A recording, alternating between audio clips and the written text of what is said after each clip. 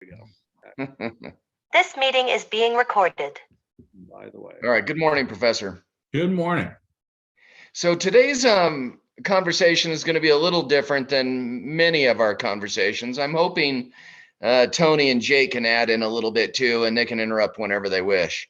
And you can interrupt whenever you wish. I'd like this to be more conversational in tone instead of like a subject matter expertise professor speaketh on high. But I do want you to speak a little bit about something that I'm finding increasingly concerning. So the broad topic today is, it seems like everything's kind of a weird mess. And I don't mean institutions like we talked about last week, although they play a part in that. I think it's like human beings are a mess.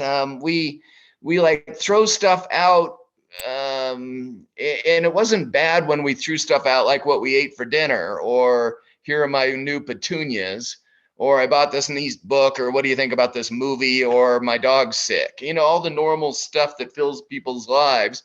I mean, that's kind of interesting sometimes, and sometimes it's not interesting what people are enjoying for a meal, but you know, they want to share it. That's great. It seems like now more and more of us, and maybe it includes me, maybe you're doing it too, I don't know. It seems like we're throwing stuff against the wall out of frustration, and it's not consistent. It's not a philosophical basis. It's just like whatever comes to our mind, we want to throw it out. And I'll give you a couple examples that are real, and then I'll kind of get your gut reaction. But I mean, real life stuff that's very serious. And I have multiple friends that have children at East High School, which made national news. And you may have seen it, a young troubled man shot 2 administrators, and then went and killed himself up in the mountains. And now everyone wants to fire the school board over that. And I get it. But now they took away guns. They took away SRO officers in schools in Denver because police were bad, you know, because they did bad things against a certain segment of society. And there's a little truth to that, little truth to that. But they did something extraordinary by making sure police aren't anywhere near schools. And now one kid, it's almost a workplace violence thing or a troubled thing. I mean, this kid was troubled clearly. And now we got to have an officer in every school, and the superintendent just does it without any community dialogue. And now everyone wants to file the school board because it seems like it's just like so extreme one way or the other. And whether we're talking about race or gender or violence or politics, language, the cultural divide, Republicans, Democrats, everybody just goes off the deep end arguing against the other side. And I don't mind if weirdos do that, but it seems like more and more mainstream people are just a mess. And we're in that, and I get that, I guess. I have that same consternation. Let me give you one more. A major CEO in town and I were having a conversation, and it rolled around to this. What is the chances of the U.S. being engaged in a world war in the next 2 years? And we both gave our percentage guesses. Worse, what are the chances we'll have a civil war of some type in the next 2 years? And both of our numbers were extraordinarily high. I mean, like 50% average for world war, and like 25% chance of a civil war in the United States. So now I feel like I'm engaging in that same thing I'm criticizing. Really? 50% chance of world war either with Russia or China, and a 25% that we're Americans are going to be killing each other. I actually, when I say that aloud, I think it's hyperbolic, an exaggeration. So anyway, that's the setting of the conversation I wanted today. And I want to get your gut reaction to am I alone? Am I just seeing a bunch of weird people say stupid stuff and it's always been that way, Professor? Give your historical context. Well, gosh, there's so many ways I could. Yep. Well, however you wish to. I mean, so if you, I'm tempted to give my percentages for both, which would be 0.025%. For both Civil War and World War. I'm so glad we're having this conversation. Yeah. Then I would, and then in terms of why, so the next thing I would say is there's the problem of perception, which is people were always crazy and we just didn't know it before, which is certainly true. our ability to communicate with one another makes us more aware of the wacky things that people believe. My book club last night, I always throw out the stat that 33 million Americans adults don't believe that the moon landing took place. We live among these people every day, and we just, get along with our lives.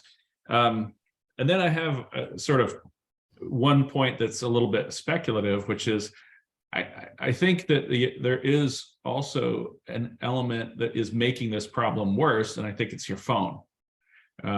These are prejudice devices, is what they are. They are confirmation bias machines. And the more time that you spend looking at your confirmation bias machine, the crazier you're going to become, and the more unhappy you're going to become. And then the final sort of, well, I'll just leave it there. I think there's also a problem of it's a half thought. I'll just leave it. Well, let me probe a little deeper then. No, maybe it's not deeper, just in a different way. So I remember The Music Man. I remember Wizard of Oz. We've always had small towns and people gathered together to go to church or buy their merchandise. And then the peddler comes to town selling his weird medicine or religion. And we all gather in the tent or the, outside if it's a nice day. And some of us become a different religion, or we buy a bunch of crap that we don't really need. And then that either gets run out on a rail or it goes to the next town. I get it that we've always had weird things happen to us. But now it just seems like weird things are happening every day. And so I'm becoming maybe I'm just hanging around with weirdos, or maybe I'm spending a little too much time on the phone looking at what my friends are thinking, because I like my friends. I do. But they say stuff that you just go, really? Do you really mean that? Or why are you telling us all that? And so if I ignore my friends and what they're saying to the world, that's going to make it better, because everybody else is listening to them. So how are we going to unwind this crazy thought process? I would say stop following your friends on social media and take them to lunch instead. Okay, let me interrupt. I'm just going to take that as a yes. So how's this? 2 days ago, a friend came over, dear friend, very conservative, respected business person, lives in my neighborhood. I've identified him too closely. Somebody can actually identify him probably based off that limited information. Very smart, very good guy. And he and I disagreed on probably the top 15 most important issues facing America today. Is China a benevolent or a danger? We disagreed on that. He thinks China's just okay. I mean, it's not that big of a deal. Russia, he thinks, is a-okay. I mean, really, a-okay. And why are we even considering being in Ukraine? This is a horrible thing. We should let Russia do Russia. We disagree on politics. We disagree on Trump. We disagree and we're two conservatives, and we totally disagree. He thinks, similar to you have sometimes said that this, and I'll let you correct the record, that Democrats, and not necessarily, no, you never said Democrats, liberals or socialists or somebody very liberal, they're out to destroy America. No, hold on.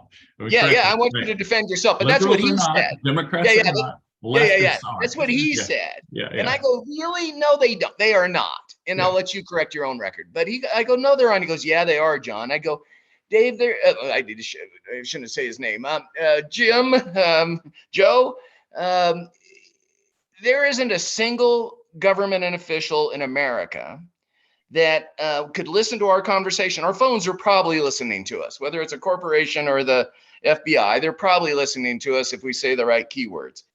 But there's not a single government official, no matter how much we disagree on all this, abortion or guns or capital punishment or whatever, that would come and arrest us. And he goes, John, that's simply not true. It's happening in America today.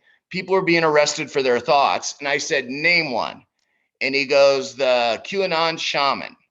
And I go, he was not arrested for his thoughts. He was arrested because he was inside the Capitol. He goes, he was a peaceful person. He prayed up on the and John, they're doing this right in front of you and you're not paying attention.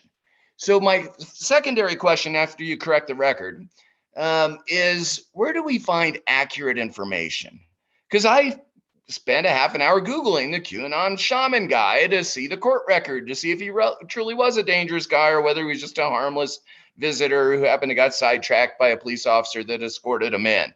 In other words, we can't even agree on where the facts are to start to have disagreements on something important, free speech, and insurrection or not, or who's the real danger in America.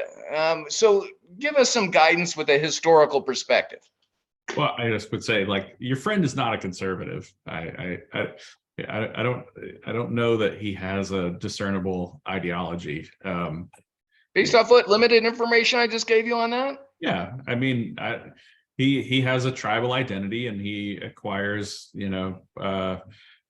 beliefs based on this tribe he wants to belong to that has almost nothing to do with anything recognizable that we would ever call conservatism. He's been a Republican for 40 years or 50 years, his whole adult life. Yeah, well, again, he has a tribal identity that he will change his mind and believe whatever his, because he wants to belong to the tribe. But there's no underlying ideology behind that. And as to your second question, I think it's also what you need to, where do we get accurate information? It's not so much about where do we get accurate information, it's where do we get the context for our information, because you can always tell a lie by telling a partial truth. And it's by far the most effective way to lie, because it means that that you can, when those individual partial truths are fact checked, they will always come back as being true. In other words, you're showing 10 minutes of footage out of 50,000 hours of footage, and if I were to fact check that 10 minutes of footage, it would come back, oh yeah, those 10 minutes did in fact happen, but here are the other 50,000 hours. And so in this particular instance, just since you've narrowed it down with enough details, I gave you enough details and then you gave more. Tucker Carlson did a great disservice to the truth by releasing the facts in the way he did. And that was probably a very intentional as an entertainer or to rally up some thoughts or something. But in this conversation, you can pinpoint that Tucker Carlson at Fox Entertainment, at least that Tucker Carlson portion, is a disservice to the truth, or disservice to patriotism, or disservice to institutions, or disservice to all sorts of stuff. Is that accurate, or how would you describe it? Yes, I would say you should condemn that project in whatever terms you would like to use, and I would agree with. And so my friend clearly watches Fox, watched that, and made a conclusion that, well, this is insane what the American government is doing to its own citizens regarding free speech, and we should have the right to read. I would say this would be like a good test.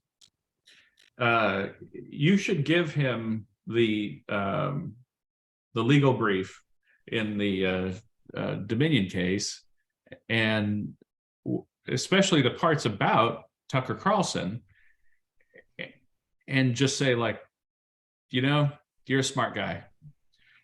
Read this. And he is.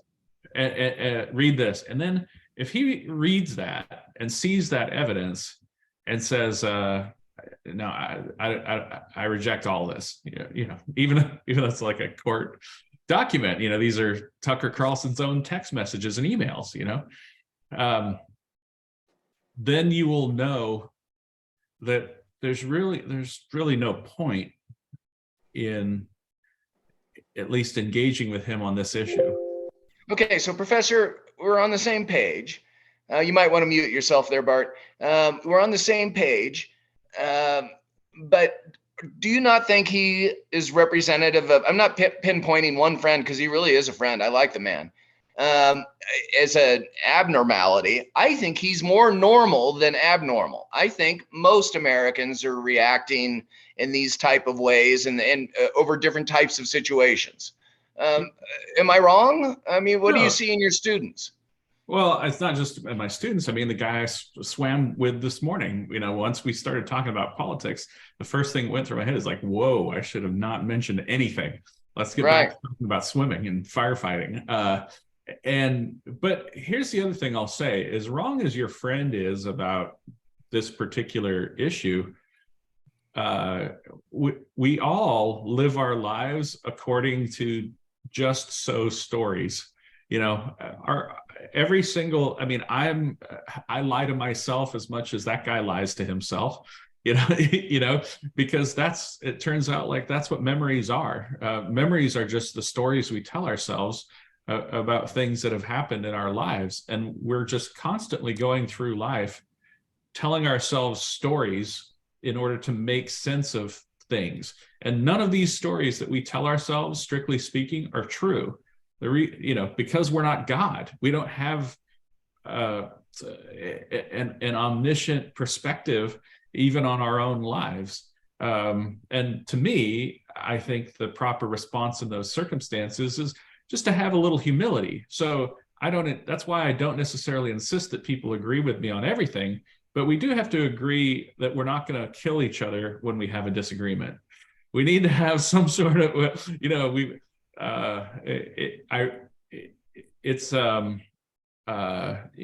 I think we've talked a lot over the years about why it's important to not be a reactionary, to have your own set of beliefs that you have developed and scrutinized insofar as you can, so that when tested, you have a belief system to run these through. So that and my other buddy and I were saying, like, we don't expect our students actually to learn very much or remember very much from our classes. What you really hope for, I always say, is that my students are left with a little bit of a spidey sense, meaning you're not going to remember anything that I talked about in class, but hopefully you will have acquired a habit of how you receive information. When somebody says something either that sounds like a lie, you'll get a little tingle on the back of your neck, says that feels like a lie. And then when somebody starts using false logic or an inappropriate example, you say, all right, I'm going to go ahead and disregard this until I check it out for myself with somebody who isn't this person, because there's someone who puts information together in a bad way. But so let me interrupt you for a sec. Yeah. As you know, I'm going through my parents' estate, and it's really interesting. My dad read a lot of books, and so two of the books that I put up in the estate sale, because I don't want them, because I can't imagine anyone wanting them now. It's 2 bound volumes, very large, and it's called Categories of Published Books in America. And the subtitle is over 175,000 categories of books, and it's little tiny print. So back in the day, in the 50s and 60s, I guess if you wanted to find out if there was a topic on God or Republicans or lava rock, you would go to a book like this. You'd go to the library and you'd look up lava rock or God or Republicans, and you'd see how many books have that theory, because there wasn't an internet. So in other words, there's this dearth of information that's very hard to get to. I don't know how historians would research letters from the founders of the country. I don't know what that methodology was. I can tell you if you really want to know, but it's not exciting. Probably kind of boring though, wasn't it? Yeah, it is. But it's what I had to do. Yeah. Yeah. And now what we do is we all look for the first page of Google, or, there's some other little variants, but that's basically what we do. And we see an ad or two, and we might accidentally click on the ad rather than what we're actually looking for. But then we go back to what we're looking for and find something, and then that's the truth or the story that you say. And it seems like both were kind of bad options. Having a lack of information on lava rock or God or, back 50 years from ago, or it seems like we have too much information now and we all just spew it out. And then we're all in this constant cocktail party of crap. But maybe I'm wrong. Maybe I've just been hanging out with the wrong people too much. What's your, my spidey sense is we're kind of in dangerous territory right now. We got to do something different. Yeah, I would agree. I wish I had I don't know, better, but we have real problems. We have real cultural problems, and we're seeing it come out. I saw that Jake just posted a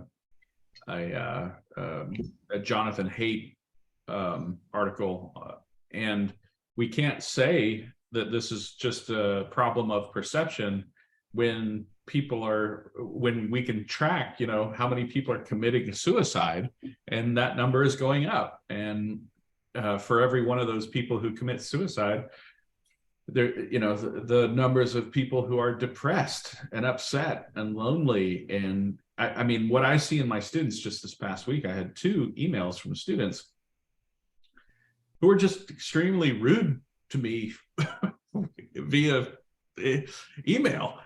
And in both cases, I mean, it's so common now, but in both cases, the students were blaming me for I don't know, just whatever they had done, and in both cases, I just thought, I'm dealing with 2 people who are just not emotionally healthy. The fact that, like, if they get an answer they don't like, that they just kind of lash out and tell themselves a story about how I'm oppressing them. Like that is the first response, and that is that's the response of somebody who's deeply sad and deeply depressed. And as Jake just put into the comments, parents blame me for their kids failing my classes all the time. I remember my very first class that I taught. I had parents got angry. I taught high school for precisely 1 semester, and I had a parent call me and get very angry. And I said, well, they want to talk to me about their kids' grades or whatever. And so I said, yeah, fine, come on in. And I've had this experience so many times in education. I mean, where back then, I had a paper grade book, and I just slid the kids' grades over, and I said, he's only been here for 25% of the classes. He's only taken, 10% of the tests. He has turned in no homework.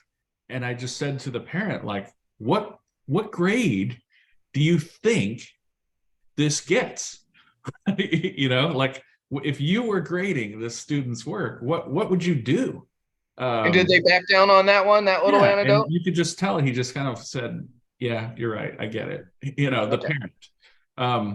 But would it be an accurate stereotype that 50 years ago, parents would never challenge a teacher like that? I don't remember my parents, maybe, but I was the 5th child. Maybe they were retired by the time I came along. I'm still scared of teachers, by the way. Every time a teacher calls me, even if they're a friend of mine, I feel like I'm in trouble and I'd have to go to the principal. I mean, I should just read you the 2 emails I got like this morning. I mean, students are incredibly rude and informal. Let's make sure we don't just talk about this. Let me give you another analogy on that. I was at a meeting with 2 past governors last night. There was about 200 people in the crowd. And I'm old enough to remember that when a governor came into the room, a current governor came in the room, you'd all stand up and you'd actually clap. And when they left the room, you'd stand up and clap. I know that's old school stuff, but he's the chief executive officer of the state, the commander in chief of the National Guard. You stood up and gave him respect. And I was there with 195 people that were talking and didn't even listen to either governor. They were standing on stage just for 10 minutes to give a little fun analogy on partisanship and collaboration and communication and citizenship. No one listened to him. We just all went right, except for me. Because I was kind of being a sociologist. That's changed. It's not just disrespect to teachers, it's disrespect for everybody, isn't it? I mean, just all the time. Adults too. It's not kids, it's all of us. Yeah. Well, I mean, and part of me is an American. I do have a slightly, reflexive, I don't think anybody's better or worse than any other American, but yes, I do agree with showing proper respect to,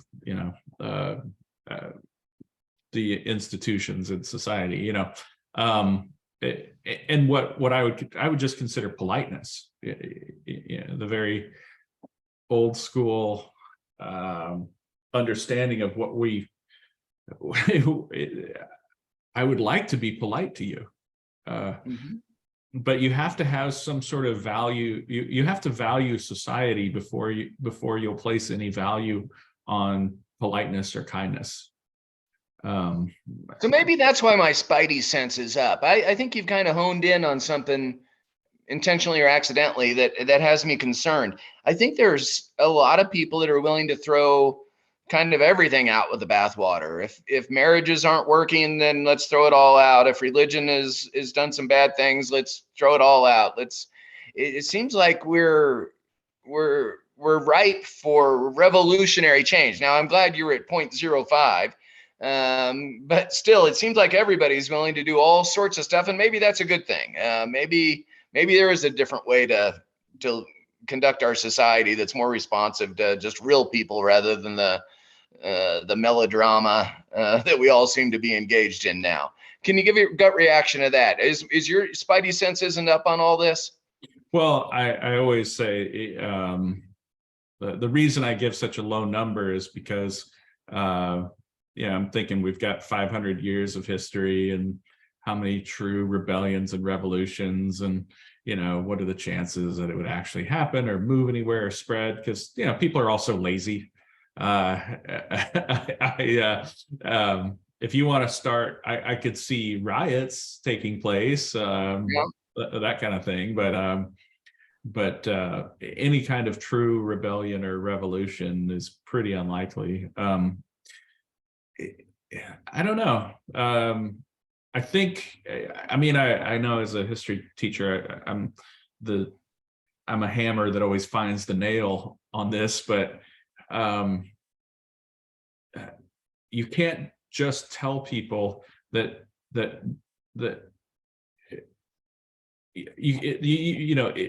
people aren't going to value peace.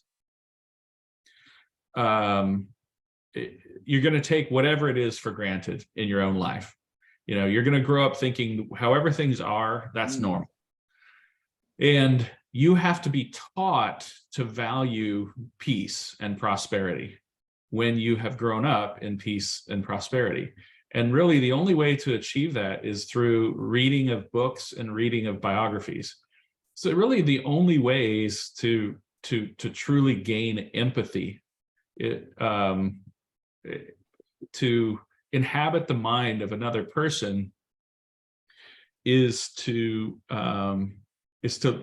use your brain to fully immerse yourself in someone else's world, and see the world through their eyes. And I honestly think it's a consequence of not just the lack of civics education, but a de-emphasis on the reading of books. I saw yet another study last week about a shocking number of I saw that in America. They never read books, never. And you can't, what do you think's going to happen? You're going to have if you've never read a book and you've grown up in relative peace and prosperity, you're never going to have empathy for someone else. It's in a way, it reminds me of that other Jonathan Haidt book, that The Coddling of the American Mind. It's like, this is what you would do to somebody if you were trying to turn them into a depressed person or a sociopath. This is what you would do to someone if you were engaged in like a mind experiment on how to manipulate them into becoming someone who is depressed and cares for no one. I wouldn't do this to my worst enemy. I mean, it would be, yes, I'm sure there's a Geneva Convention against treating prisoners this way, and it's what we're doing to our kids. It just seems absolutely bizarre. Okay, so you're increasing my spidey sense. So thanks for that. I want to interrupt ourselves and see if Bart or Tony or Jake have a reaction to this conversation so far, because I want to respond to it if you do, and I want the professor to respond. Tony, do you have any gut reaction to my concerns and comments and professor's reactions to it?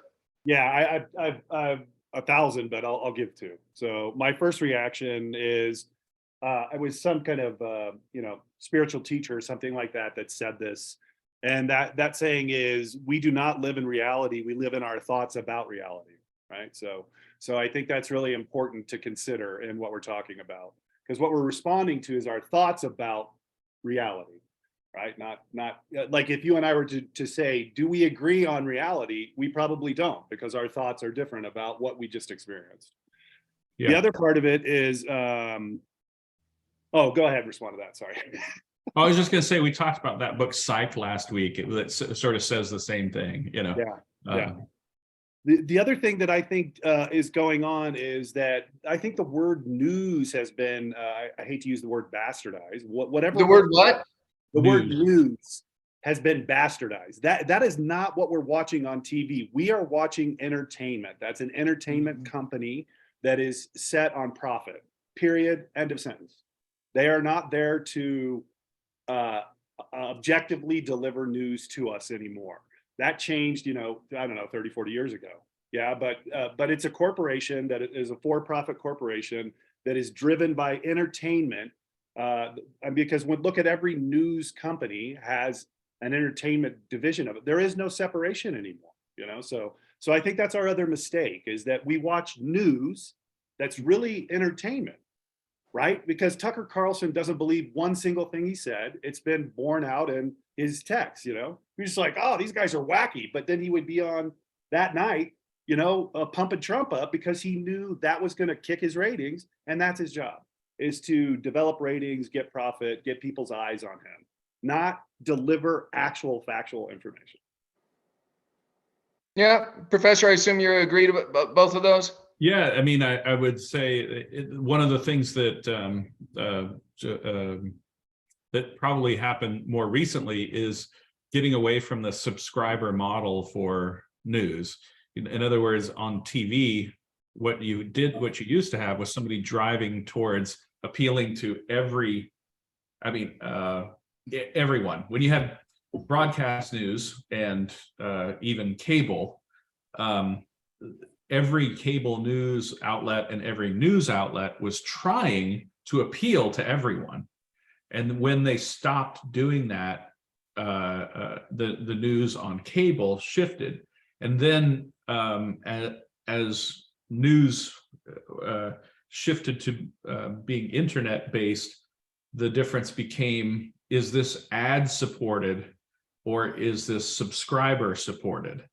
And never forget that if you aren't paying for something, it's not free. Someone is paying for it. And if you're not paying for it, the product is you. You are the thing that is being sold. So if you are the product that's being sold, what's being sold is your attention. And what they want to keep is your eyeball engaged. And what keeps your eyeball engaged is agreeing mixed with anger. So I don't know if you've ever seen this, but a lot of YouTube, TikTok content is like a top 10 lists. But if you follow the instructions on how to make a really good top 10 list, you throw in 2 people who everyone will disagree with. And that's because you want to have just enough credibility that people are like, oh, okay, I agree with that. And then you want to make people angry so that they will engage in the comment section, and then you just up you. So it isn't, this is my actual top 10 list of the greatest basketball players of all time. It's actually, I think that 8 of these things, 8 of these 10 are my actual list, and 2 of them are a complete lie, designed to just make you mad. And if so, part of it is this is going to give you pleasure, and part of it is it's going to get you excited.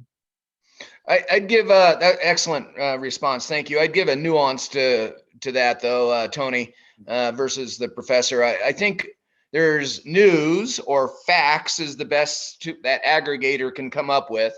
I think there's entertainment, which you're referring or whatever, the Tucker Carlson version, or the Stephen Colbert, or the Jon Stewart. Absolutely. Yeah. But then there's an opinion commentary though too that for some reason I think that's different. That's not necessarily entertainment. There are people that are very thoughtful that have an opinion, and they're giving you their opinion, which is different than entertainment. And then there's real entertainment, which is, wrestling or Chris Rock. Have you guys watched that, by the way, the Netflix special on Chris Rock? Yep. I thought that was fascinating, kind of on topic about this. If you really want people to pay attention, show them your ass. Please don't do that, Professor. I don't. Too late. I'd rather have less subscribers. I'd rather have less people watching our show or listening to it on Spotify. Well, I've got some bad news for you, because I already had our next show planned, and it was mostly nudity. Mostly your ass. Yeah, great. Mostly. Yeah. 75% of it was going to be done. Well, that Chris Rock thing has more nuance to it than we think, and it covers everything from race to culture that's pure entertainment. But boy, there's some substantive stuff. Bart or Jake, do you have some comments that you'd like to throw into this mix? John, I hear, since I'm unmuted, actually, I took away the view that shows everybody. I'll bring it up. There we go. I'm sorry, Jake, if I interfered in the middle of that. Here's my thought on some of this, and I'm going to use a real life example that I was involved in like 2 days ago.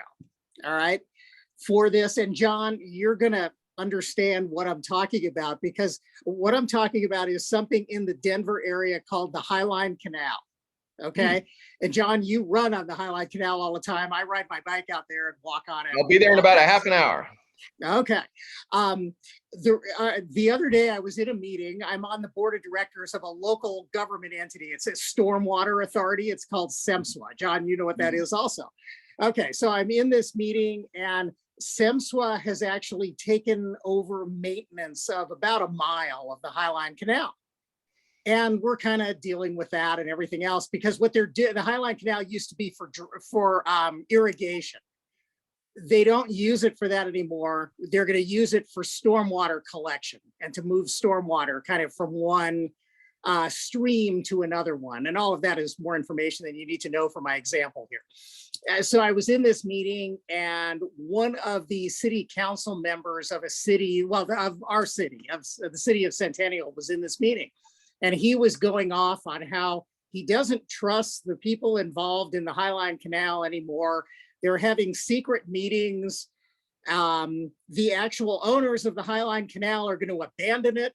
And he kind of just shouted out, "We should just fill it in." And I said to myself, wow, that's pretty heavy duty stuff. So I decided, I got to do something about this, because I've kind of been involved in preserving the Highline Canal. It's 72 miles long. It goes from the foothills of the Denver area clear out to the Denver International Airport. Okay, we can't fill in the Highline Canal. We're not going to do that. So at any rate, I made a few phone calls, and I found out very quickly that what this guy was talking about was about 50% true and another 50% absolutely false. And what he was doing is spinning it to the viewpoint that he wanted it to be. And I think, I appreciate all of the analysis of why our political discourse is the way it is and everything, but I'm beginning to realize that our political discourse is not that different from the way it's been throughout world history. People want to have a conclusion, and they want to reach that conclusion, and they want evidence to support it. And basically, I made the long and short of it. The epilogue of the story is I made a few more phone calls, and I basically said, okay, guys, you got to go talk to the people who are involved in preserving the Highline Canal, because yes, there are, quote, secret negotiations going on. Those negotiations are kind of done. And the result of those negotiations is actually really, really good. I mean, it's going to be better for us to preserve the canal, and I'm not going to get into all the details on that. But the reality is, I'm not going to call this guy out on the carpet. What I did is I called everybody who works with this guy, other people who are on the city council. And I said, what he's saying is really not true. So, go, you can confirm for yourselves if, all of this information, but somebody needs to start talking about the facts and not the conclusion that this guy wants everybody to reach from the facts that he is kind of dissecting that are out there. And I think we've all got to start doing that in our own ways.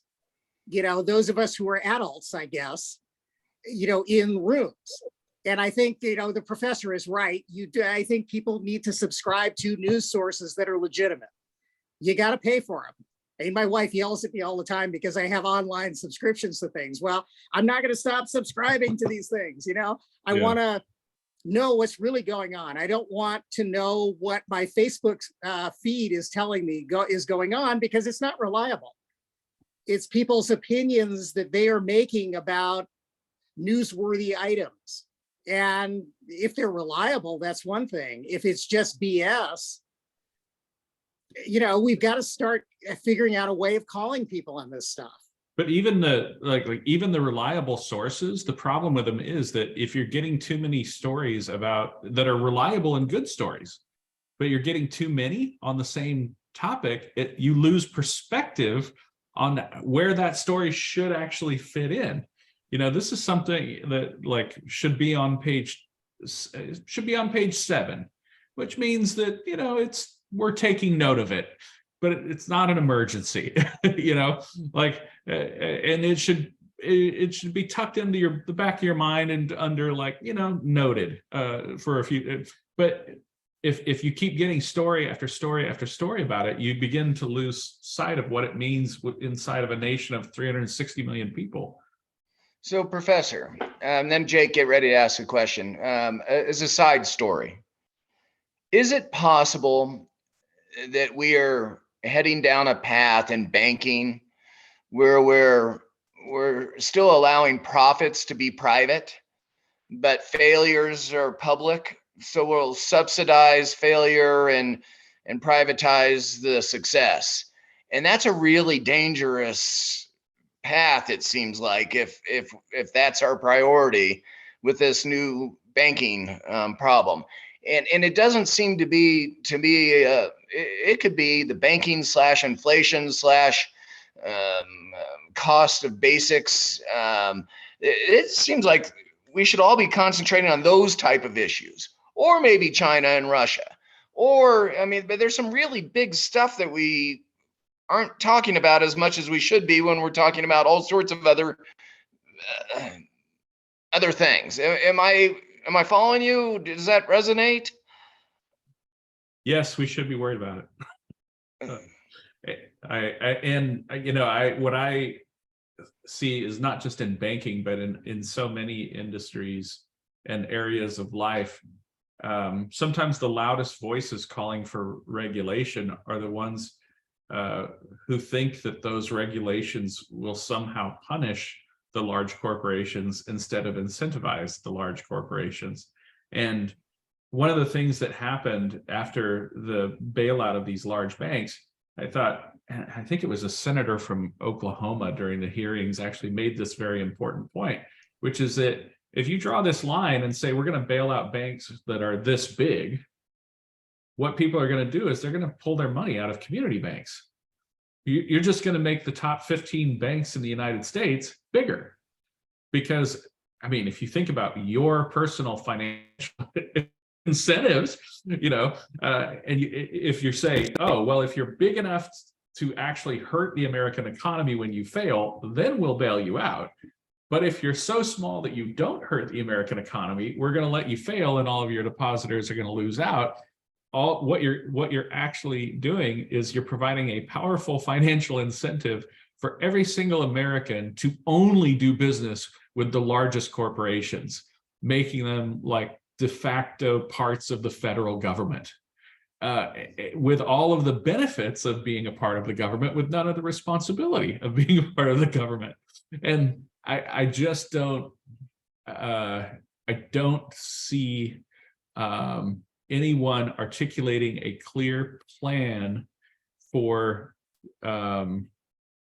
undoing the incentive structure that has created this problem. But it isn't just in banking. I mean, I always say, like, if you want to know the worst example of this, look at California, because no matter what it is, we've already done it times 10. And if you want to know where how your state is going to mess this up in 20 years, look at what we've done. And you see it in almost every industry, with an attempt to regulate that ends up leading to wave after wave of consolidation. And it's in many ways the same problem that people had or began noticing in the late 19th century. You start looking at these giant corporations and saying, oh my God, this is, we've never had anything this big before. And it's scary. And what do we do about these large concentrations of wealth? And I would say we essentially chose the wrong answer. I wish we hadn't listened to Woodrow Wilson. I wish we had listened to Theodore Roosevelt instead. But we didn't. I would like to see bad behavior punished. I want to see, yes, of course, give them fines, but I also want people put in jail. I want people who engage in bad behavior put in jail. And if you've done nothing wrong, I want you left alone. So I would say we made the wrong decision sometime between the 1910s and the 1930s. And the first, and of course, both parties are talking about constructive ways to improve the system now, correct? Not really. Okay, I just want to double check. Jake, what did you want to add in on that? Question again. What did you want to add in on this conversation, either the direct on banking or anything else that you've heard today? And I know you're probably grading papers as well, but what else would you like to add in before we not wrap up entirely, but give some thoughts? Well, I just kind of think that, this is like a common theme that we come back to in a lot of the episodes of why aren't the American people more involved in government, and why does the generation just seem to not care about anything? I mean, right now, the internet's blowing up because Congress is talking about banning TikTok, and people are having meltdowns because they say, what am I going to do if TikTok gets banned? It's like, well, someone will just resurrect Vine or make a substitute that you can just spend all of your time addicted to again. But I see this with my students. My students don't care for academic success. It goes back to a study that Toodles mentioned before, that like a majority of millennials and Gen Zers, Zoomers, want to be social media influencers. Like, what happened where we got to the point where people don't want to do constructive things with their lives anymore, and they just want internet fame? And I mean, Toodles mentioned, like, you can try teaching them, you can try getting them to read books, but I try this with my students every day, and they just do not.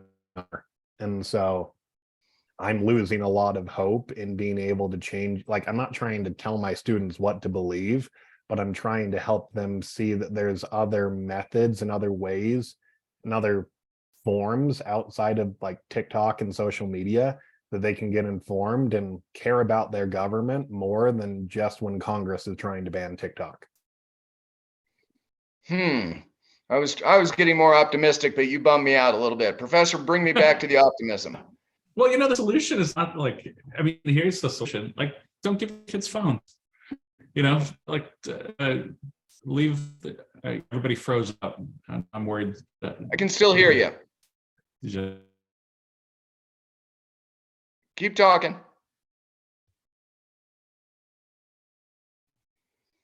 Jake, I can see you and Tony. Is it just the professor this time? Yeah, Bart, I could see Bart, Jake, me, so. Yeah, You. Bart's Yeah, drinking so- out of his water bottle. So it's just the professor that's frozen. This is so different. It's almost always me. Oh, There's wait, he's usually- back. We expect this from you, Brackney. I know. Is he back on? Yes, yeah, he's back on. yeah, it crashed and relaunched. So I don't know what you Okay. heard here. Well, just repeat it. I don't know what it, Optimism. Jake bummed me out and you're going to bring me back to being optimistic. oh, yeah, I mean, just take your kids' phones away, you know, and if you have a school, lock them up.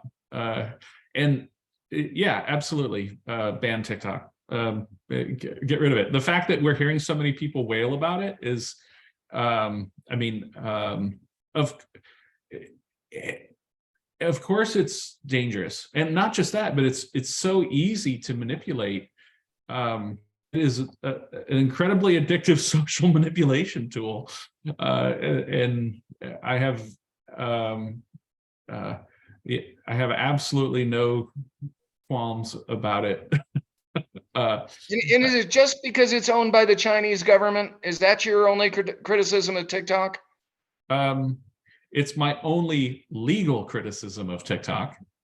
In other words, Sure. you know, if it were an American-owned company doing the same thing, then I would say we have no legal reason, and I would just start saying it's a bad idea instead of it needs to be shut down by the government. Okay, and do Well, watch that link I sent you. I know it's 6 I get minutes. it's nuts. It's that guy's a lunatic and he's wrong about everything. And he and 150 million people are talking about it in that way, that it's a Right, fundamental and there- travesty. 150 million people are dead flat wrong about every single thing in that video. Right, but Professor, how do semi-thoughtful people, Tony and Jake, I'm not sure about you and me, but semi-thoughtful people. What about Bart? Yep. Is he Bart's semi-thoughtful occasionally. How do we though, with our boring Spotify and YouTube channel, counter that exclamation points of a video that TikTok is like next to God and the founders of our country, and stop it is a travesty that we must rebel? I mean, how do we counter that without being crazy ourselves? I mean, I don't know. All we can do is tell the truth, right? My old professor used to say, you know, run it up all you can do is run it up the flagpole and see who salutes. Like, it's not up to me. Like, 150 million people are lying, and I'm telling the truth, and that's whatever. You know, like I can't change reality. That's just All right. Cool. I'll accept that for today. Let me give you one other big one, and I started with it, and it is personal with a lot of my friends. And my dad went to East High School, so I get it. I don't want to minimize it at all. If I had a child there, I'd be very upset. I get it. But is anyone talking about either party or any candidates talking out? Here's my platform. I'm not running, but here's my platform on guns. I would like less dangerous people to have guns, especially really powerful guns. And I would like more trained, thoughtful citizens to have more guns. I want good guys to have guns and bad guys not to have them. There. Now that's my platform on guns. Is anyone talking about it in that way? Or is there, I mean, our current one is we either got to get rid of all guns or everybody's got to have a gun. And actually, I don't think either one of those are very thoughtful. Do you have a better alternative? And should we be talking about major issues in a different type of way than we currently are? Well, I would say it's my position would not be I want people to either have or not have guns. I would say I want to leave people who haven't broken the law. I want to leave them alone. I don't want to have an opinion one way or the other about whether or not they need a gun. It's not up to me. If they haven't done anything wrong, leave them alone. However, let's also have in place processes, legal processes. We already have, we already have laws that say that you can arrest somebody. And if you think about it, like an arrest is the ultimate deprivation of rights. You're taking somebody and you're putting them in jail, and they can do that, and then more of the process kicks in to decide whether you have to stay there or not. But And you're talking red flag laws as an example of that. yeah, but with a court order from a judge. Like, Yeah, so two different branches of government. Yeah, and you don't get to keep them forever, but you have some kind of due process to decide whether this was done the right way or whatever. But like, I don't know if I even like the terminology red flag law, because it makes it seem like it needs to be, an emergency rather than just some kind of legal process where you have to prove that you have a reason to temporarily take away someone's right to be left alone. And that would be holding someone in jail. That would be civil asset forfeiture. That would be a lot of other areas where we seem to let law enforcement, deprive us of rights. So it's going to be imperfect, and it's going to be messy, and different states are going to do it in different ways. And but my general take is that we should just leave people alone if they're not breaking laws. But if it looks like they're a threat to themselves or someone else, we need to have law enforcement with the tools necessary to deal with what a threat to the peace and security of your town. And I'd like to just factually add some information that's been added about this youth, just so everybody knows. The juvenile was previously charged with gun possession with a high magazine. He was put on diversion. He failed diversion, was put on probation. He was kicked out of Cherry Creek School District. He was, sent out. East took him in, and every morning he came in and was searched by a security officer that on that morning was not there yesterday morning. So these two administrative people did it, and he shot him. So I just want to, want to add that. And then just to, I think, John, you said this, he drove his car to Park County, and he shot himself, and he died by suicide. So, what else could society have done? I know, right? Right. This is, in many ways, you're like, this is an example of how good. Exactly. And that's what it goes to what John's saying, is they're like freaking out on the superintendent and the school board. I'm like, hey, look at the facts. Yeah. This young person, extensively, I used to work in the juvenile justice system. He was extensively involved in the juvenile justice system. Right. We all knew he was a threat. I could have told you that, right? Any of us could have done.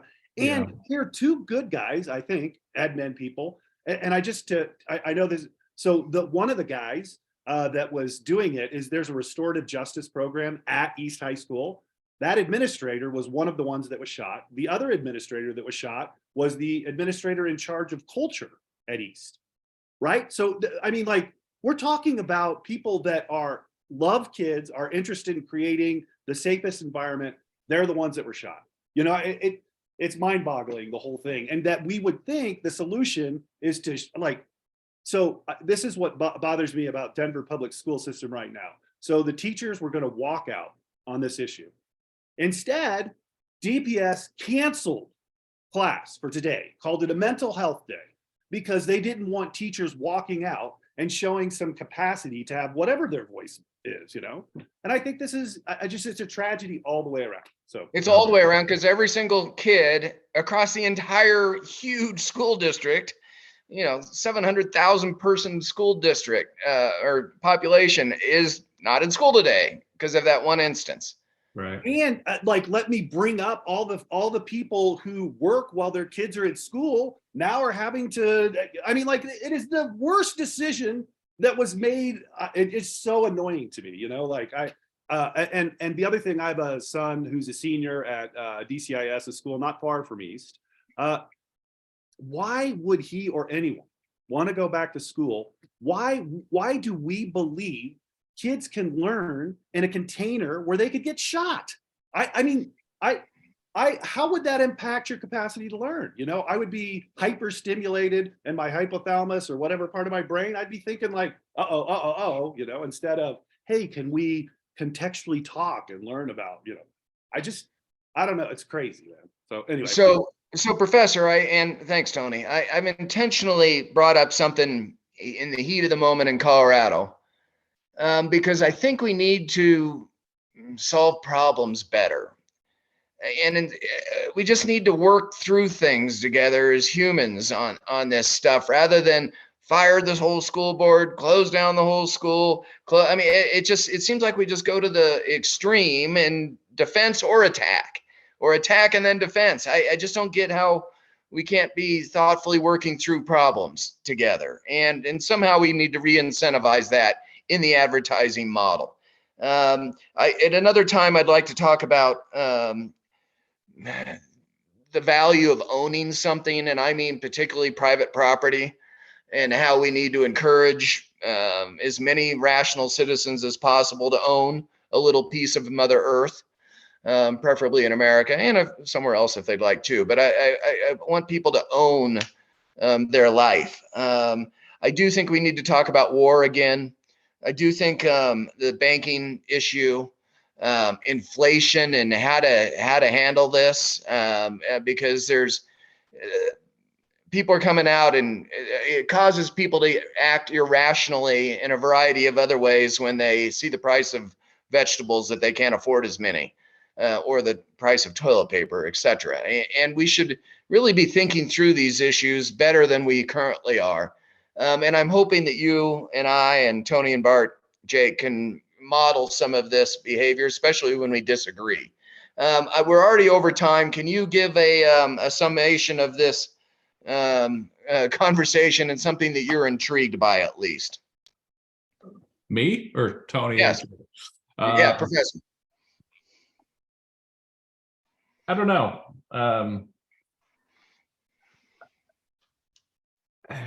I got nothing for you. Got nothing.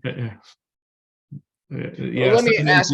Run up the flagpole and see who salutes seems like the only thing Fair enough. left. Well, let me ask you this though. Then, are you, admittedly, just off the last hour, are you more or less enthusiastic about our chances as a species, particularly in America? I don't know what they're doing down in South America right now, but right now, as Americans in California and Colorado, are you more or less optimistic about our chances to behave well, individually and culturally? Well, here's what always makes me optimistic is that truth and freedom are inseparable. And as long as we have the ability to vote with our feet, I think people, once situations become intolerable, they just get up and move. The same thing might happen in the next 50 years as happened in the years up before the Civil War, which is people who want to lead free lives and be in charge of themselves are going to thrive somewhere. And the places that want to overregulate and create giant cartels, those places are going to collapse. and I think it's going to be very similar to what happened in the auto industry, for instance. Either Michigan figures it out or the auto industry leaves. Mhm. And now cars are built in the Carolinas and Tennessee. Tennessee, I think, the number one auto state. Am I right about that? And Indiana, right? You either figure it out or you fall behind. And I think I have great faith in what free people can accomplish, and by example, because when they thrive, the unfree places look across and say, what are they doing right? So even, and I hate to say this part about the United States, but even if the United States fails, as we are now no longer the freest country on earth, other countries are still providing us with an example of what a free life can look like, and how good it can be. So I'm always optimistic for the cause of freedom. How about that? I think that's a good way to end today's conversation. Professor, thank you for your time. I know we're 10 minutes over, which is unusual for this topic. Thank you for that. We're skipping next week, but hopefully we'll be back the first week, first Friday in April. Well, I might be on the road, so I'm hoping that maybe if we do a show, then I'll be out on a motorcycle somewhere. Well, that would be delightful. Try to have a nice setting behind you, which we occasionally do. So yeah, I mean, if I can make it to Colorado, I don't think I could make it to Colorado, but if I make it out there, maybe I'll do it from one of your living rooms. that'd be terrific. All right, Professor, thanks for your time. Jake, Tony, Bart, have a great day, gentlemen. You too. Take care.